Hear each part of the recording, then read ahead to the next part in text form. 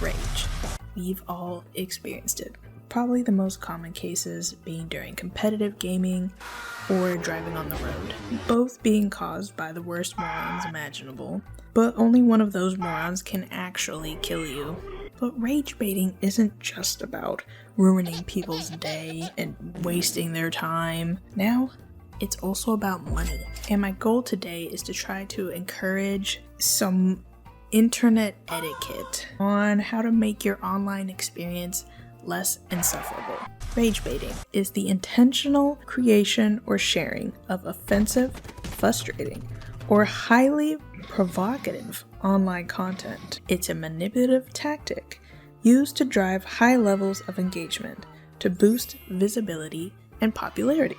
And if you fall for it, you're stupid. Rage baiting originally just started as a way to get extra attention through comments on forums and posts because, I don't know why.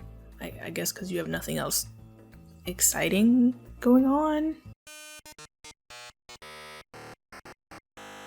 TikTok, Instagram, Twitch, and YouTube, oh, and also Twitter, I found out, are some of the places that you can make money off of views on your content. On websites like these, the algorithm rewards content engagement, whether it's good or bad. Examples of some rage bait content that you might be familiar with. On YouTube, you've probably heard of the name Nikado Avocado. And if you weren't aware about who that was, they were a mukbang YouTuber who garnered a viewership mostly to either make fun of or share concerns for their physical health. They started out a healthy weight and then ended up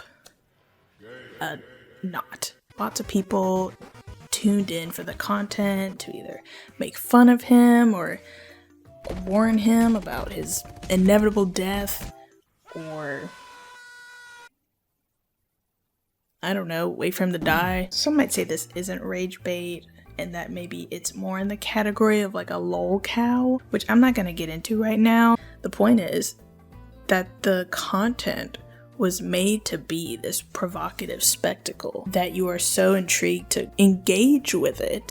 Ultimately, as you know, Nikado Avocado did lose the weight, and he seems to be healthy now.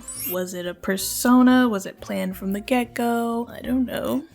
I mean, the goal of the content was to be controversial. And another example I have here is on TikTok or Instagram. I don't use TikTok, but I have seen this person on Instagram, and it is James Bola, who's a bit similar to Nikado. I don't know if they're trying to do the same thing, but you may have seen their most popular, well, I don't know if it's their most popular, but you may have seen a video circulating where he eats a breakfast that is 2 bags of donuts in chocolate milk. Being fat can be controversial on the internet. Pair that with unapologetic god-awful eating habits, and you get prime bait content. Or it's a feeder fetish thing, but you can look that up.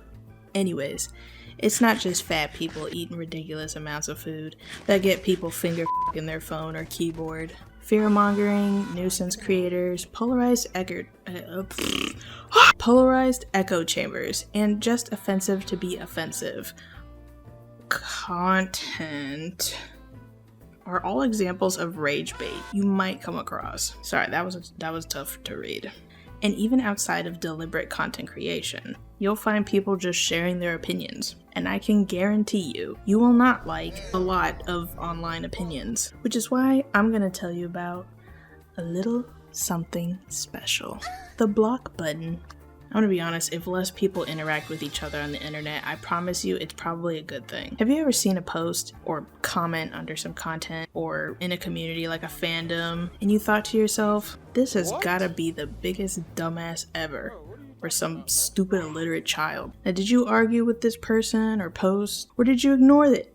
Because there's only one right answer. The hard truth is, If you're confrontational or a living stereotype of a social justice warrior, then you are the prime target for rage bait. Stop trying to fix everything and everyone. Some people are just moronic on purpose. Some people think being racist and edgy is cool. Some people are media literate and also entitled at the same time. But all of these people don't give a fuck that they're wrong. Which means if you give a fuck, you're wasting your time. It's kind of hard putting this in the hands of society, knowing most of it is stupid. But using your better judgment, if you have any, take a step back.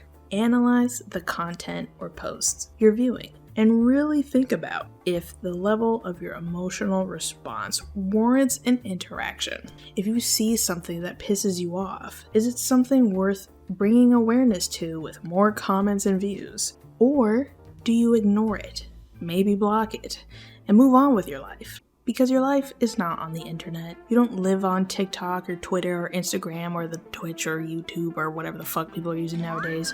Go outside, admire nature, grab a coffee or a boba tea like me, because I'm addicted. Go to the mall, find a local game store. I don't know, but don't live online. And don't let assholes dictate your online experience either. But to wrap things up, the internet has changed a lot, but there are some core rules we should still hold on to. Remember, don't feed the trolls. Well, that still applies today.